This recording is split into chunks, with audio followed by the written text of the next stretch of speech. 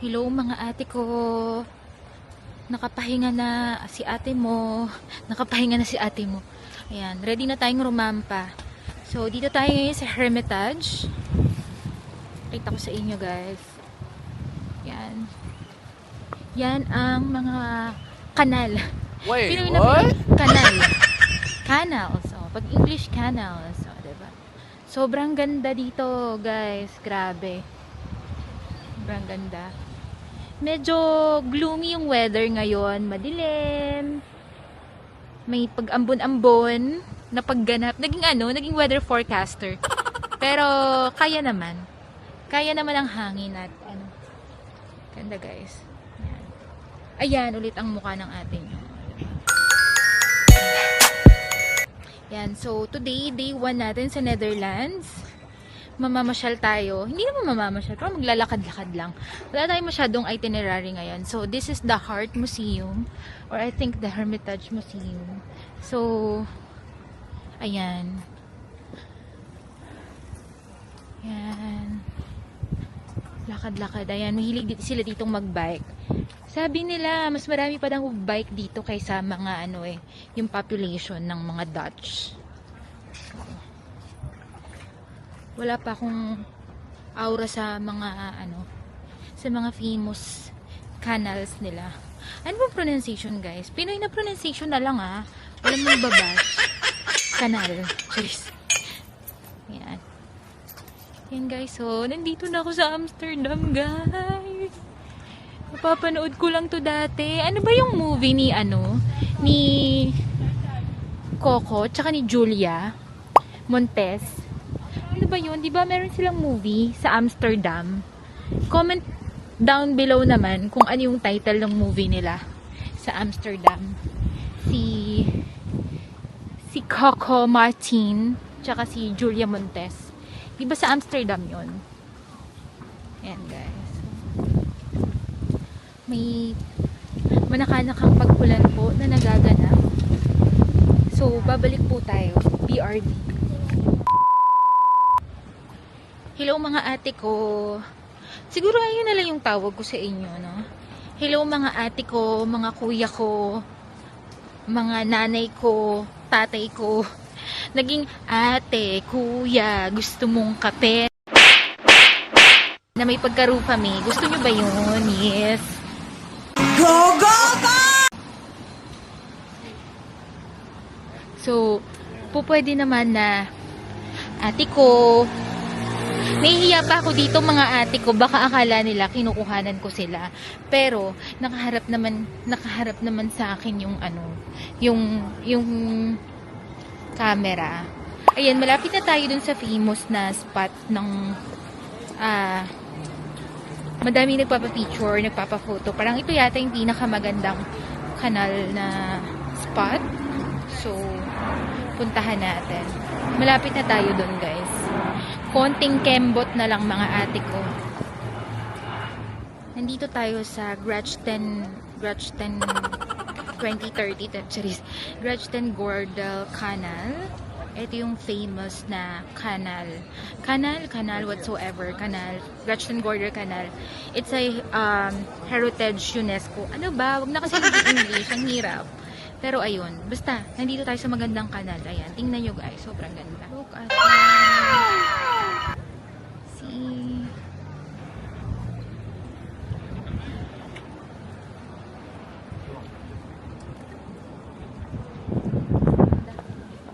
Very nice.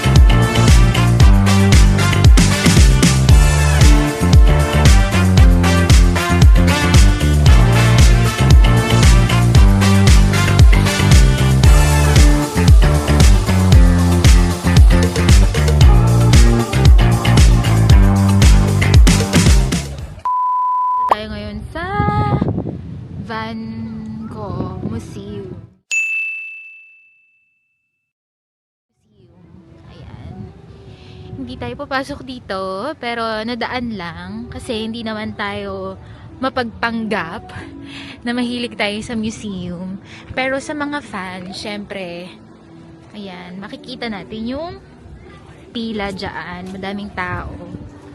So, ayan yung loob. Ayan. Sobrang haba ng, well, hindi naman sobrang haba, pero may pila, pero I guess na yung mga nakapila dito ay meron na silang mga na-book or na-purchase na ticket. So, ayan siya sa labas. May pila pero I think hindi naman sobrang haba and I guess na nakabili na yan ng mga tickets nila. Pero ayan. Ayan ang Van Gogh Museum. If you are interested na makita yung mga gawa ni Van Gogh, yan ang museum for that. Ayan. So, yun. Nadaan lang tayo, guys. Hello mga ate ko. So, naghahanap tayo ng authentic Dutch food. Kaya, napunta tayo dito sa kanilang market. Yan, look at that.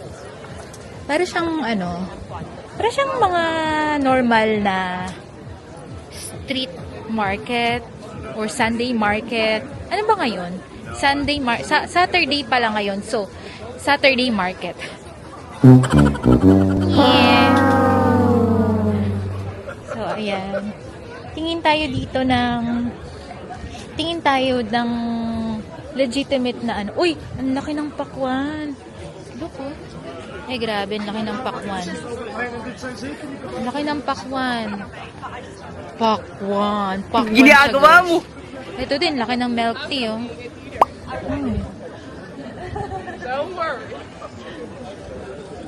Yan. Ito tayo ngayon sa market nila. Hanap tayo ng legit na stroopwafel. Stroopwafel. Sana may makita tayo dito, guys. Kasi bago kami pumunta yon, Google, ano ba ang traditional Dutch food na pwedeng matry. And then, yung una kong nakita is about stroopwafel and the other one is herring or haring. Ayun. Lakas ba ng boses ko, guys? Medyo hiya-hiya pa si ate girl. Go, go, go! So, diba, uso din dito ang palengke. Meron din silang palengke. Meron din silang street market dito. Sana hindi ako mapabili. Charing. Ito, ayun. Meron dito real Dutch homemade stroopwafels. Ito ba yun? Si Happy Waffles? Meron dito. Ayan, balikan natin yan, guys. Balik tayo dyan. Oh, we have here cannoli. Cannoli prosecco.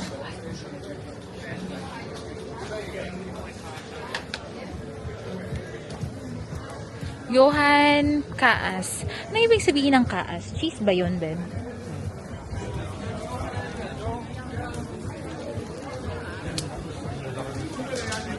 Ay, lalaki ng cheese.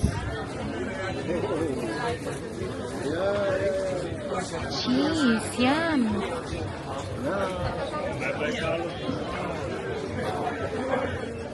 Medyo umaambon na. So, hindi pa tayo nakaabot sa dulo nitong market. Kasi, ang haba pa niya.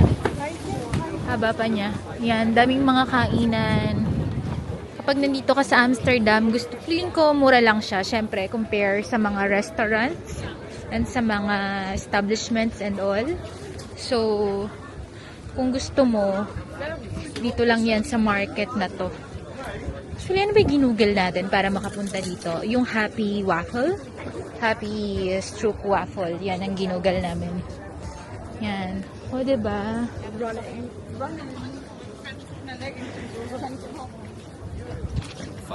Meron ding thrift shop. Meron ding mga thrift shop dito. Tingnan natin yan later. Kung talagang pang thrift yung presyo niya. Ayan. Actually, sa New Zealand, favorite ko din yung mga night markets. Mahilig kami mag night market kasi yun nga, madaming options, tapos mas mura compare dun sa traditional compare sa restaurants, diba? So, madami pang options. Saglit na lang guys, tingin ko makakahanap na kami ng makakainan. A few moments later. Yan guys, makakatikim na tayo ng legit authentic stroop waffle. Yan, meron ditong $3 each. Balik tayo dyan. Dutch little pancakes. Babalik tayo dyan guys. Look mo yung nila, yung squash nila, orange na orange, parang yung pang parang yung pang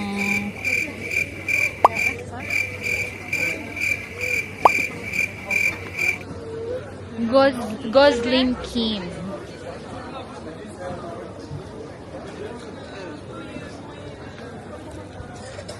Flowers. Ang ganda ng bags. The bags are beautiful. Nakakatuwa, no? Meron din pala silang palengke style. Palengke style na dito. Market. Palengke style na market. Huh? Parang same lang naman yung palengke tsaka market.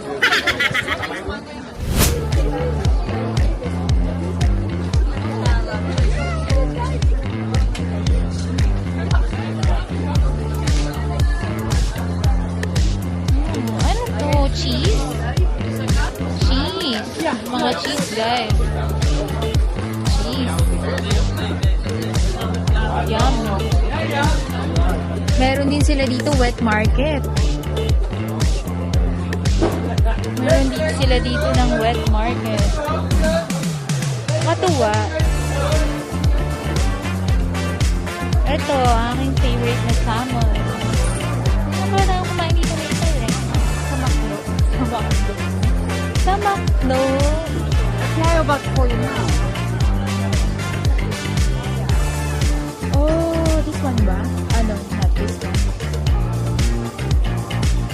Yan, lakad-lakad lang tayo guys. Pero meron na akong nakita na dalawang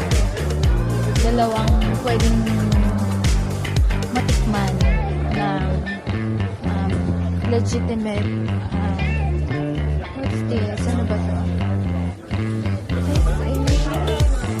Mga peanuts naman. This cashews.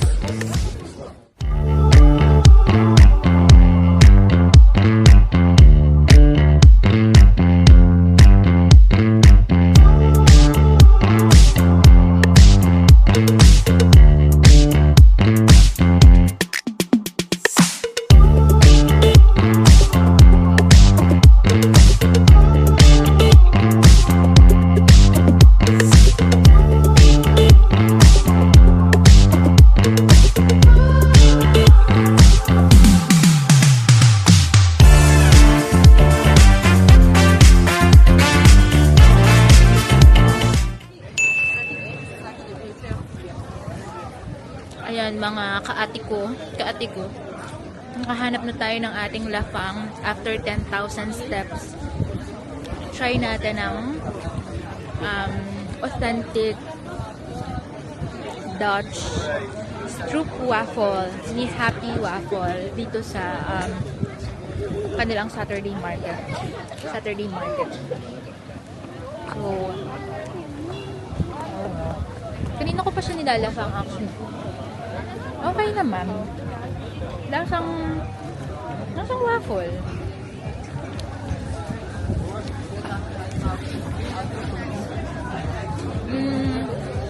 Matamis, original. Matamis, original. Actually, hindi siya masyado matamis eh. Masarap. So, flat waffle na ang in-order ko kasi original and may Nutella. So, okay siya. Who else would have said that? It's pretty in the bell like this. Want me to say something? I know chicken language.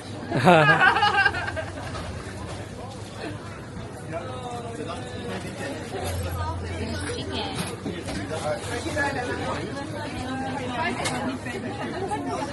May nakita si BM na mahabang pila dito ng chicken. So they are the best chicken daw here in Amsterdam. They name nila is Biscuit. So try natin. Since madaming tao, mahabang pila. So try natin. So, ano daw dapat ilagay? Gusto ko maanghang.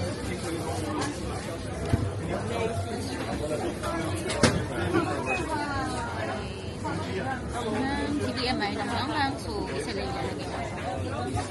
And let's put garlic sauce.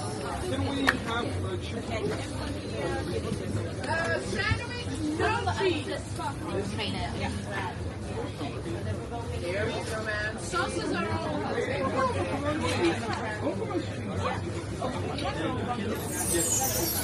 Kamayin na natin, guys. Yummy!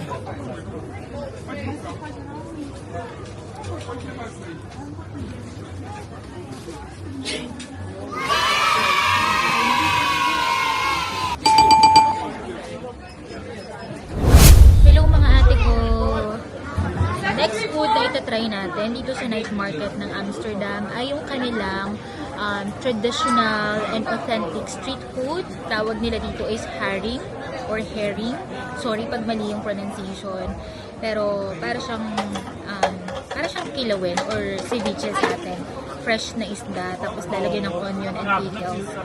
So, actually, binawasan ko na siya. Tinikman ko na. Pero eto. So, let's put some onion and pickles. And ayan. Ganyan siya.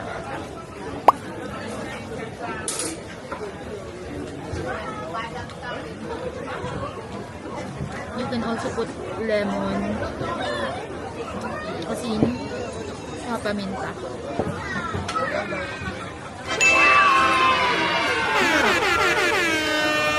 Actually, sa akin masarap kasi mahilig ako sa hilaw. Mahilig ako sa salmon, tuna.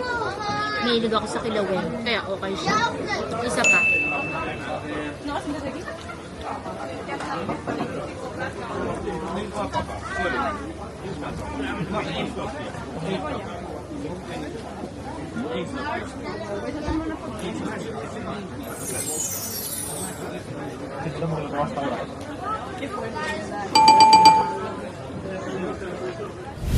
Lakad tayo dito sa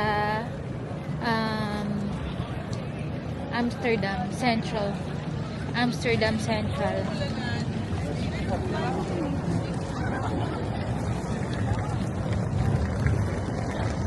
Daming mga ate ko dito